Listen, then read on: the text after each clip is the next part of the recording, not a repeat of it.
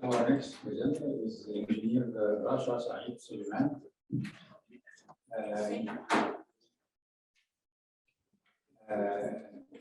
Engineer Rasha is a chemical engineer with high certifications with 12 years experience in teaching chemical engineering courses. Our presentation is entitled Recent Advances in Forward Osmosis for Water Desalination Using Agricultural Waste. Engineer Rasha, you have 10 minutes. The floor is yours. Go ahead. First of all, I'd like to thank you all for this opportunity for coming here today and talk to you today. And my special thanks for my professor, Dr. Rasha, for her help and her trust and her unconditional help for conducting this study.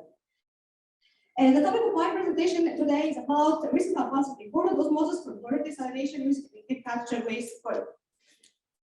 I divided my outlines or my presentation into 5 parts. Firstly, I talk about objective of the work and how to achieve.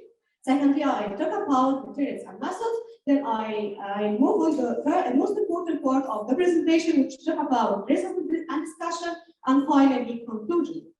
Let's start to talk about the objective of the work. What are the objectives of our work? As we know that forward osmosis is a membrane osmotic dependent process. This suppression illustrated solvent. Membrane means that it is a semi-permeable membrane which passes water and light rejects solvent. Osmotic means that the net driving force of this process is the osmotic pressure gradient. So this process operates with low or no hydraulic transmembrane pressure. Therefore, it exhibits low power consumption. This is a main advantage of this process. Consequently, it has been suggested in this study for the purpose of purpose desalination and agricultural waste treatment. However, it still has some critical challenges, including lower flux, selection of convenient true solute, concentration polarization, and reverse solute diffusion. Therefore, the improvement of FO performance in post desalination and agricultural waste treatment is the main purpose for this study. And how to achieve that? Firstly, using a convenient resolution of both NaCl and urea, which have the ability of reducing high osmotic pressure with high water flux, low reverse solute flux, and low fouling capacity.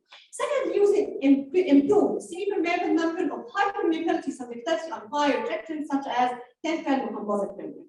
For this purpose, an FO experimental setup was carried out for both resolution of NaCl and urea to measure post fluxes. And furthermore, a comprehensive FO model was developed for thin-film composite membrane to be done. The relation between the experimental data and what we found. Furthermore, a detailed comparison between NaCl and urea in terms of post fluxes to solute concentration and solute rejection was carried out to investigate the visibility of FO and to act as a pre-treatment for desalination or a desalination unit, and the visibility or its performance as agricultural waste water treatment. Let's talk about the material and method and say a few words about materials methods. Firstly, I'll talk about the feed and resolution. As it mentioned before, the 2 different types of resolution were used in this study, NaCl and urea.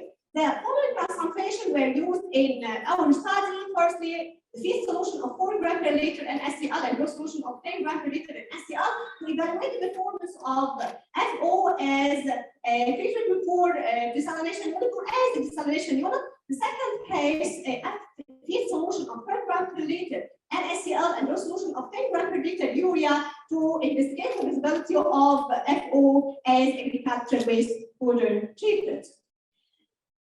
Secondly, I talk about the methods. The FO experimental setup here is comprised of FO membrane cell, feed solution tank, resolution tank, pumps, valves, and channels on both sides of 8 millimeter diameter. The system runs counter-currently.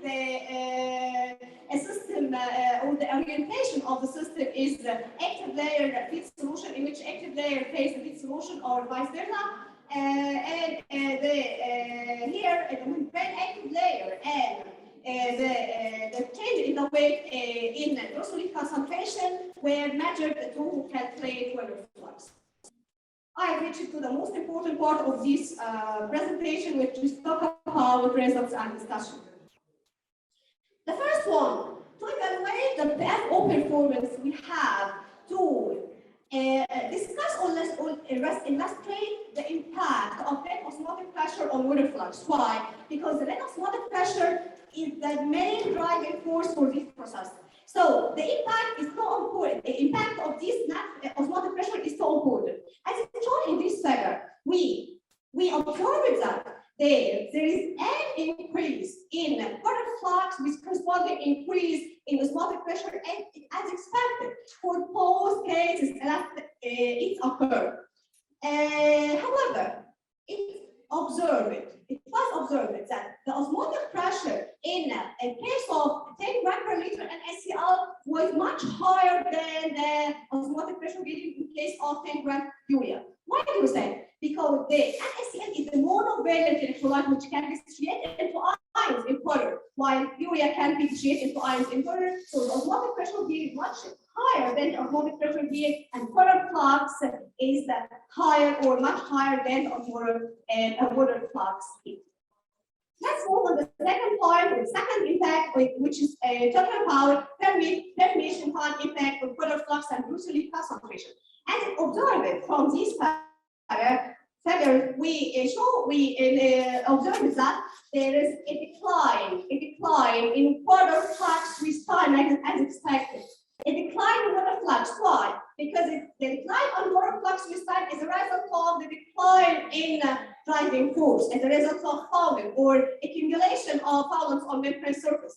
The same for the brucellite concentration. The brucellite concentration decreased with time based on the dilution rate. The same for two cases, but the dilution or the water flux, as it showed, as I mentioned before here, is more than water flux in case of urea.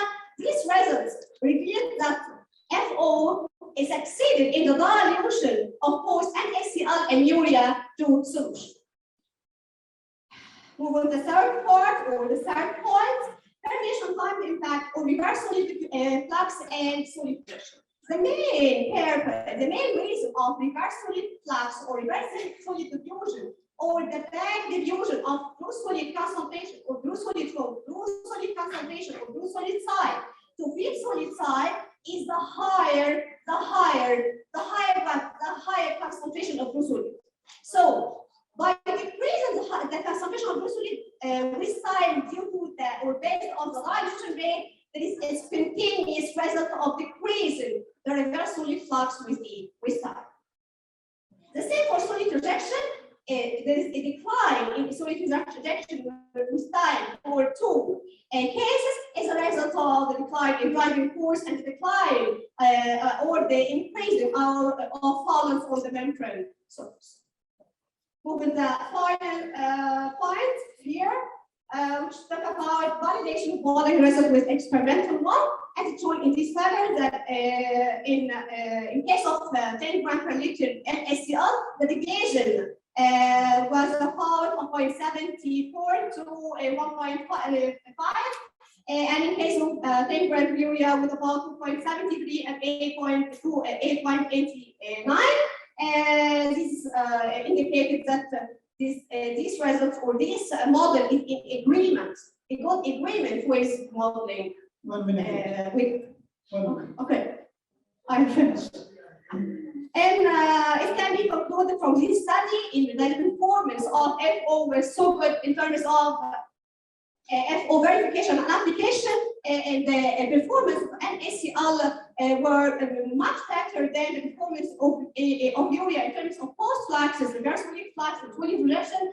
But if we evaluate the performance of the individual performance of blue solid urea blue solution, we can say that the performance of urea blue solution was good with respect to solid rejection and dilution rate. It can be concluded finally that FO succeeded in 2P agricultural waste treatment, in addition as a pre-treatment for desalination such as our.